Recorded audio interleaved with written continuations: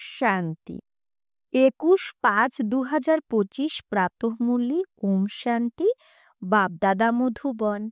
বাবা বলেছে, মিঠে বাচ্চে, তোমাদের আত্মাদের ভালোবাসা এক বাবার সাথেই আছে। আমাদের আত্মাদের ভালোবাসা কার সাথে আছে? এক বাবার সাথে। बाबा तुम्हादेर आत्मादे तुम्हें आत्मा से प्यार करना सिखलाया है। तो बाबा आमादेरके आत्माके भालोबासा शिखिয়েছে, शरीरके ना। प्रश्न, कोन पुरुषार्थेई माया विघ्न सृष्टि करे? मायाजित हওয়ার उपाय की? तो कोन पुरुषार्थे माया विघ्न सृष्टि करे और मायाजित हওয়ার যুক্তি की? उत्तर, তোমরা পুরুষার্থ করো যে আমি বাবাকে ইয়াদ করে নিজের পাপকে ভস্য করব। আমরা তো এই পুরুষার্থই করি, তাই না? তো এই ইয়াদে মায়ার বিঘ্ন পড়ে। বাবা ওস্তাদ তোমাদের মায়াজিত হওয়ার যুক্তি বলছে।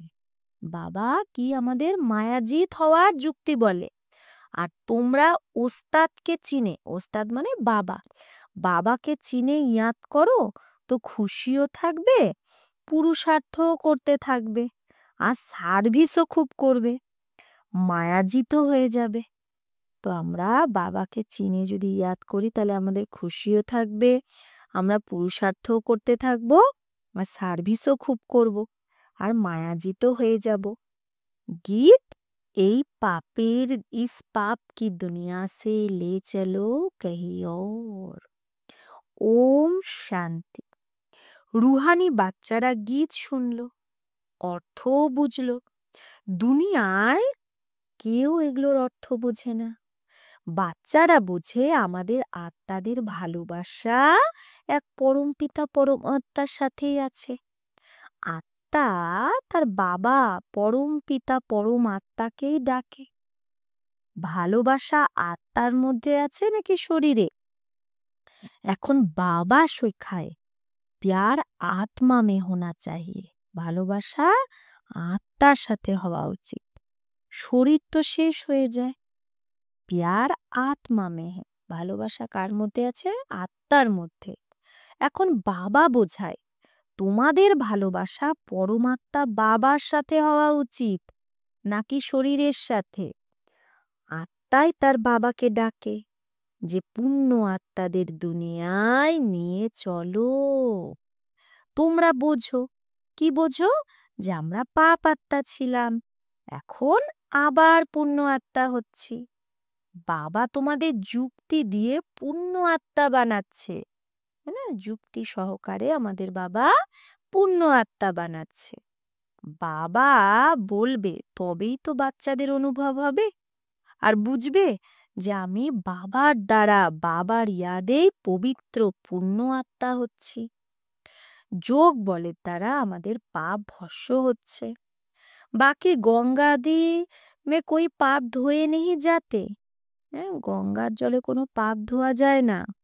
মানুষ গঙ্গা স্নান করে, হ্যাঁ, শরীরকে মাটি দিয়ে একদম লেপে, কিন্তু তাতে কোনো পাপ ধোয়া হয় না। আত্মার পাপ যোগ বলের দ্বারাই দূর হয়, খাদ বেরোয়। তো এটা তো বাচ্চারা জানে, আর নিশ্চয় আছে বাচ্চাদের যে আমরা যদি বাবাকে ইয়াদ করি তো আমাদের পাপ ভস্য হবে। নিশ্চয় থাকলে পুরুষার্থ তো করতে হবে না? তো নিশ্চয় আছে সেটা বুঝবো কি করে? যে তাহলে সে পুরুষার্থও করবে। এই পুরুষার্থেই তো আবার মায়া বিঘ্ন সৃষ্টি করে। রুস্তম সে মায়া ভি আচ্ছি রীতি রুস্তম হোকর লড়তি হে। যখন আমরা যোগে রুস্তম শক্তিশালী হই বাবার ইয়াদে, তখন মায়াও ভালোভাবে একদম শক্তিশালী হয়ে লড়াই করে। কাচ্চে সে কিয়া লড়েগি? হ্যাঁ, যে কাঁচা ইয়াদে তার সাথে কি লড়াই করবে না। যখন আমরা ইয়াদে শক্তিশালী হই তখন মায়াও শক্তিশালী হয়ে লড়াই করে। বাচ্চাদের সদা এই খেয়াল রাখা উচিত। কি খেয়াল? যে আমাকে মায়াজিত জগৎজিত হতেই হবে। মায়াজিতে জগৎজিতের অর্থ কেউ বোঝে না। এখন তোমাদের বাচ্চাদের বোঝানো হয় তোমরা কিভাবে মায়ার উপর জিত পেতে পারো? মায়াও তো সমর্থ না? তোমাদের বাচ্চাদের, হ্যাঁ, এখন উস্তাদ মিলা হুয়া হে। আমরা বাচ্চারা কি পেয়েছি? ওস্তাদকে। ওস্তাদকে? বাবা। সেই ওস্তাদকেও নাম্বার বার কোনো বিরলাই জানে, সবাই তো জানে না একই রকম ভাবে। যে জানে তার খুশিও থাকে, পুরুষার্থও সে করে, সার্ভিসও সে খুব করে।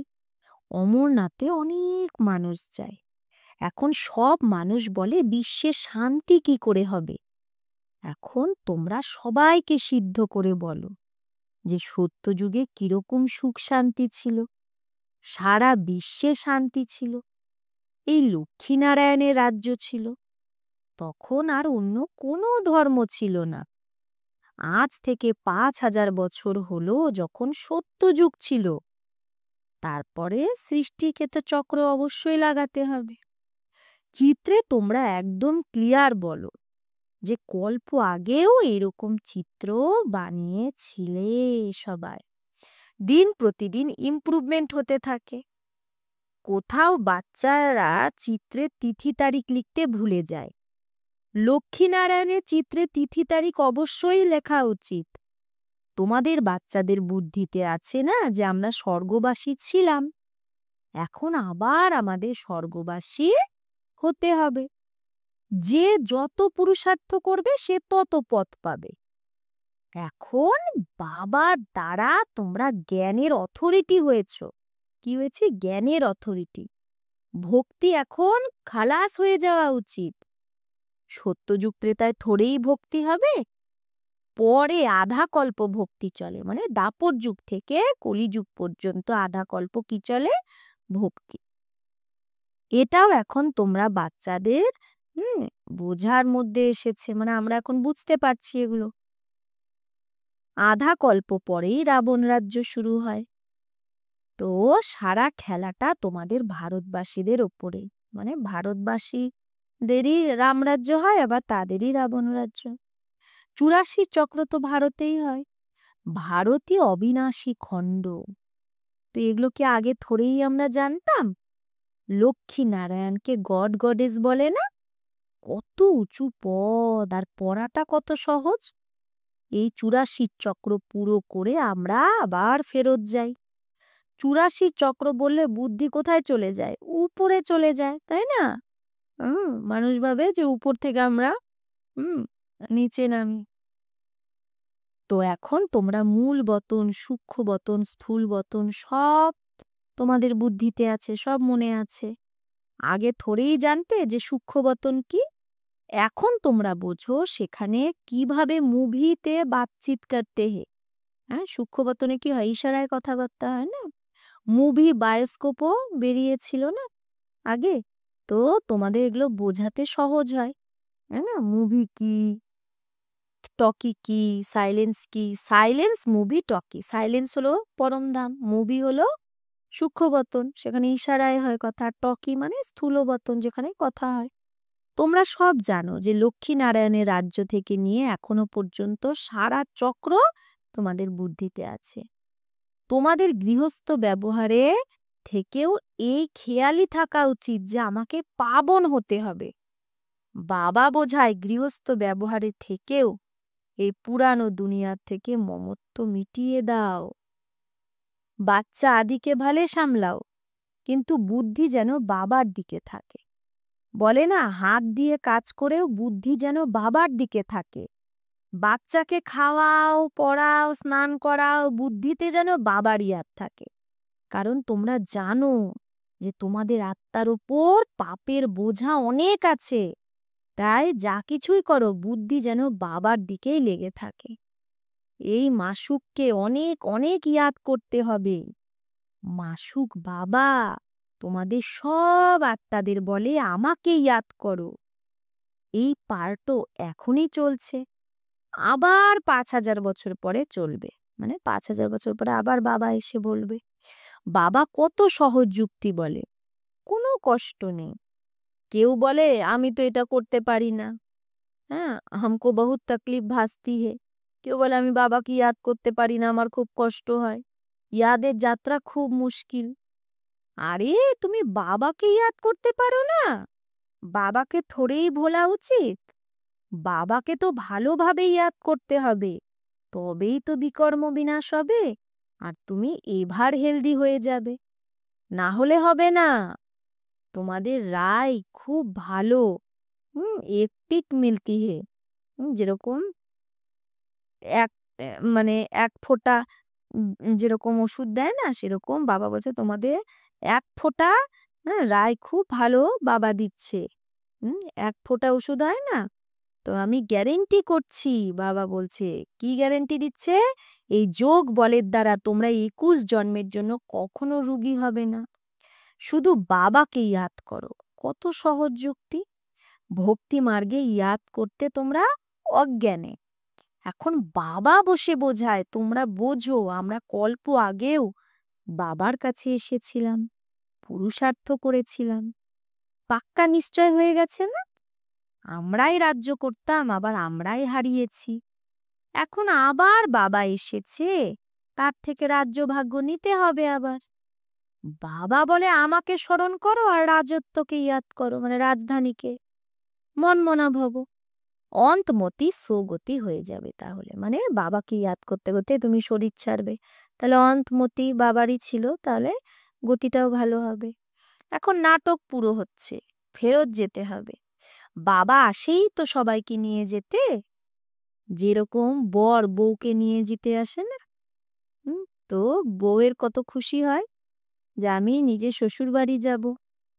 তো তোমরা সব হলে সীতা, তোমাদের রাম হলো এক শিব বাবা। রামই তোমাদের রাবণের জেল থেকে ছাড়িয়ে নিয়ে যায়। লিবারেটার তো একজনই, রাবণ রাজ্য থেকে লিবারেট করে। বলেও এটা রাবণ রাজ্য, কিন্তু যথার্থ রীতি মানুষ বোঝে না। এখন বাচ্চাদের বোঝানো হয়, অন্যদের বোঝানোর জন্য খুব ভালো ভালো পয়েন্ট বাবা বলে। বাবা বোঝায়, এটা লিখে দাও যে বিশ্বে শান্তি কল্প আগের মতো বাবা আবার স্থাপন করছে, ব্রহ্মা দ্বারা স্থাপনা হচ্ছে। বিষ্ণু রাজ্য ছিল, তো তখন বিশ্বে শান্তি ছিল না। বিষ্ণু থেকে লক্ষ্মীনারায়ণ ছিল। বিষ্ণুই কি, বিষ্ণু মানে কি লক্ষ্মীনারায়ণ ছিল।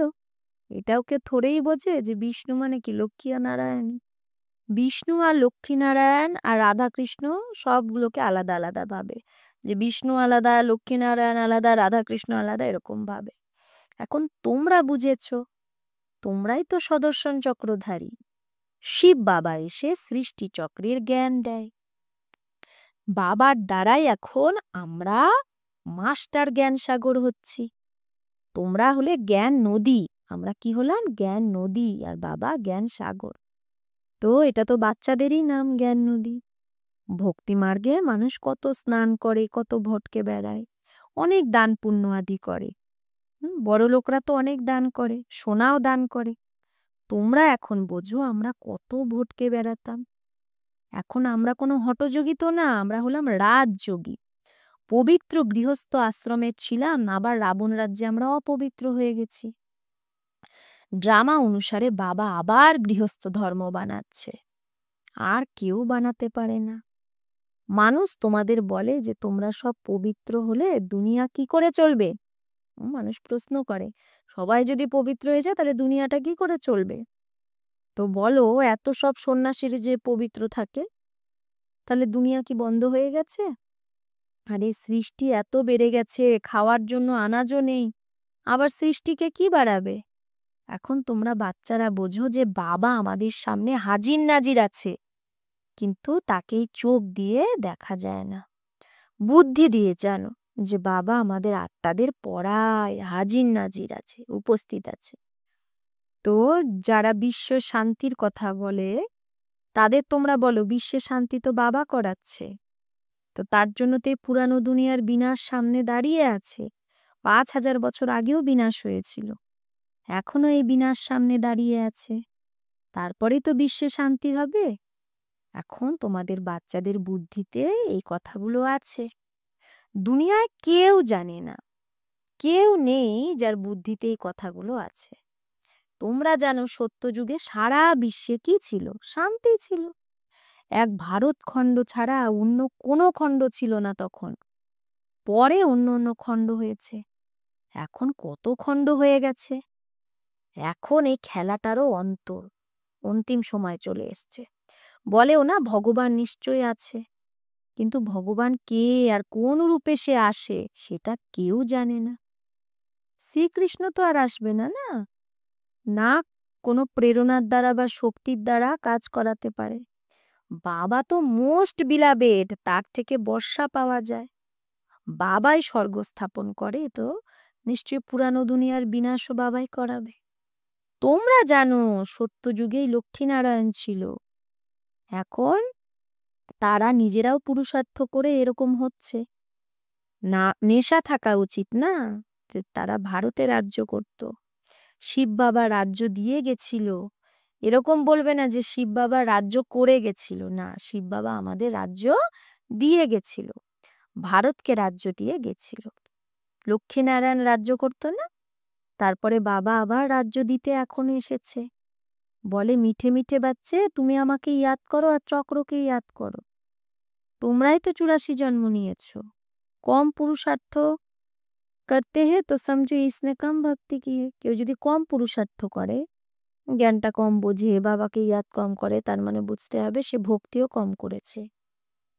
যা বেশি ভক্তি যে করবে সে জ্ঞানেও পুরুষার্থ বেশি করবে। কত ক্লিয়ার করে বাবা বোঝায়। কিন্তু যখন বুদ্ধিতে বসবে তবে তো।